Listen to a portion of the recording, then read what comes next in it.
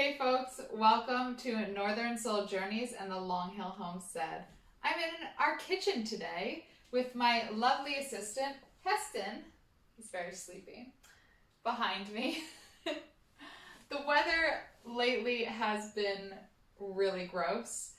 It's been raining on and off for the past few weeks. It doesn't feel like there's an end in sight, and the humidity has been too high to train the dogs.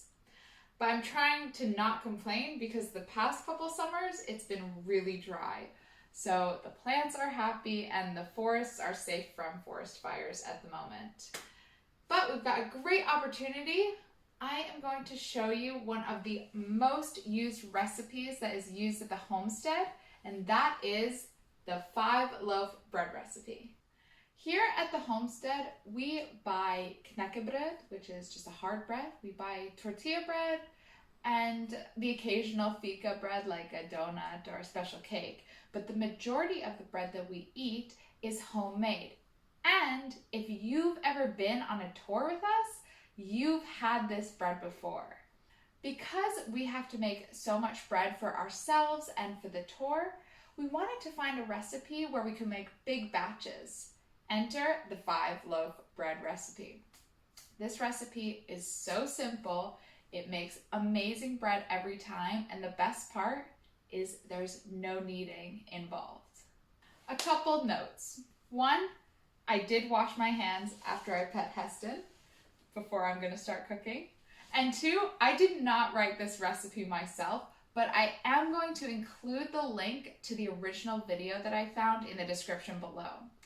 I've also included a PDF to what I'm going to do, so if you want to print it out and do it yourself at home, you can. Let's go. For this recipe, you'll need a large pot. We use our 10-liter Le Creuset stew pot, but you could also use a large plastic container. That works too. You will also need 2,270 grams of plain white flour, or 5 pounds of plain white flour, 1,775 milliliters of cool water, or 60 fluid ounces, 3 tablespoons of salt, and 1 14-gram or half-ounce sachet of dry yeast. So the reason why this is called a no-knead bread is because instead of manipulating the dough to develop the gluten, we're actually going to mix everything together and leave it for a longer period of time to rise, and that will allow the gluten to develop. So the first thing we're going to do is pour the water into the pot or container.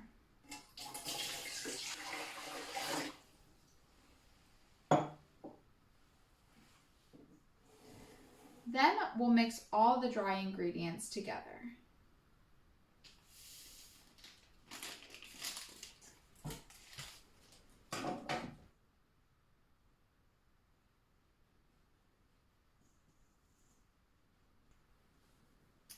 Now we'll add everything to the pot. I like to start with about half of the flour.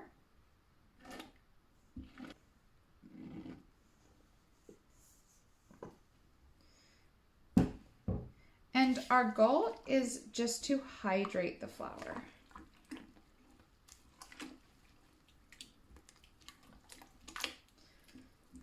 I find that putting in half of the flour first avoids getting clumps of dry flour stuck in the bottom.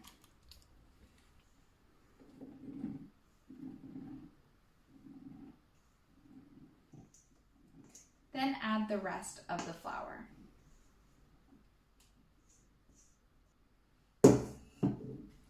Again, the goal is just to hydrate the flour.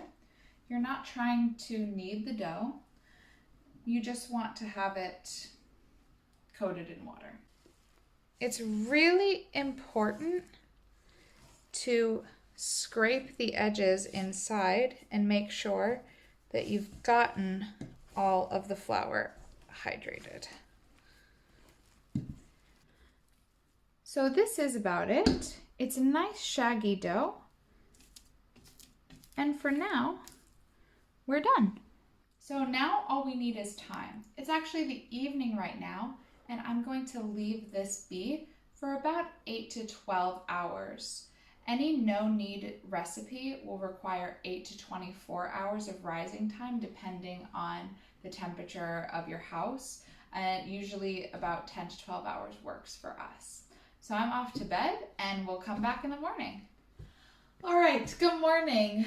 It's been about 12 to 13 hours since I made the dough last night, and as you can see, it's even more than doubled in size. Before we start working with the dough, we'll prepare our tins. You can see I have 5 loaf tins. I'm going to lightly coat in oil. You can also just use a spray oil like Pam or something like that. And this is just going to prevent the bread from sticking to the loaf pan.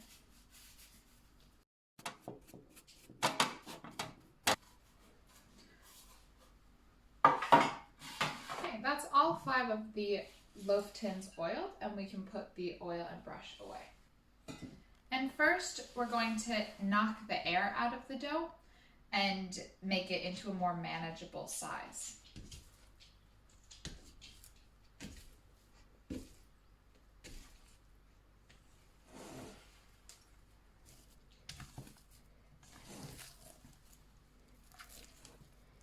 This is quite a wet dough, so before I dump it out, I'm gonna put a lot of flour on the surface that I'm working on. And when you're working with this dough, it's okay to have dry flour on the surface of the dough. It's really nice actually to have that. And I'm going to make a little pile over here for myself. Something else I like to use when I'm working with this dough is these plastic dough scrapers. It makes it easier to work with the dough and handle it. So now I'm going to turn the dough out onto my well-floured surface.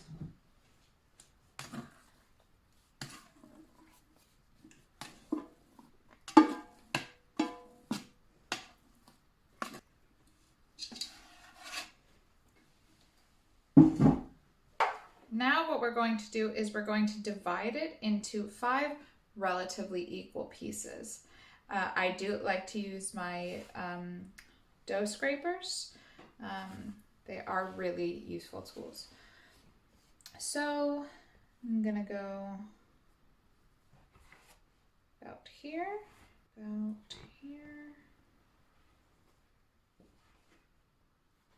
here,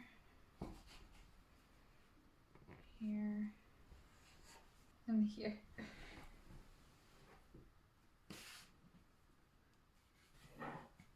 Not perfectly even, but it'll work. And now it's really just to pick up the dough and put it into the prepared tins. So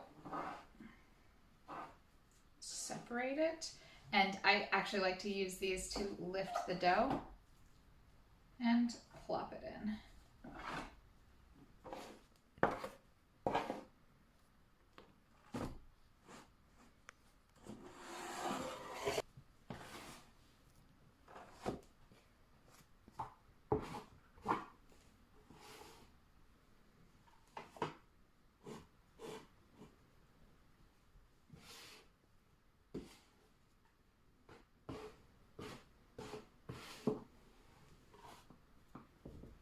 So that's it for now. They do look a little shaggy, a little messy, but they will rise into the tins. We are going to let them rise for an hour, and I'm just going to cover them with a tea towel. And during this time, we will preheat the oven to 205 degrees. Okay, it's been a little over an hour, and as you can see, they've risen really nicely. These look fairly even. This one's a little bit uneven, but that's okay. I could have shifted the dough around to make it more even, but I'm fine with this. Now it's time to get them into the oven.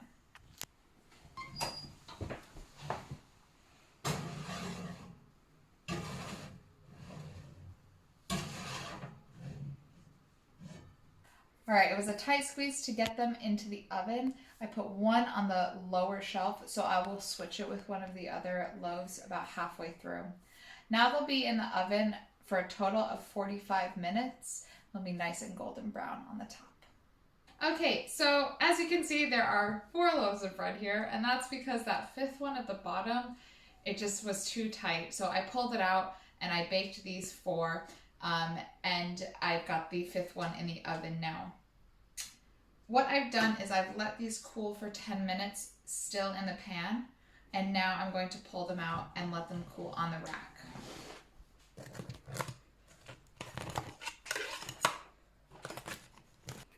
All right, here is one of the finished loaves of bread. Now at this stage, it is so tempting to just rip it open and start eating, but hold back, let it cool completely. I will actually leave these breads as is for the rest of the day. Okay guys, it's the next morning again. I let these all cool overnight, which you don't have to do, but they do want to be cooled completely before you start slicing them. Let's have a quick look.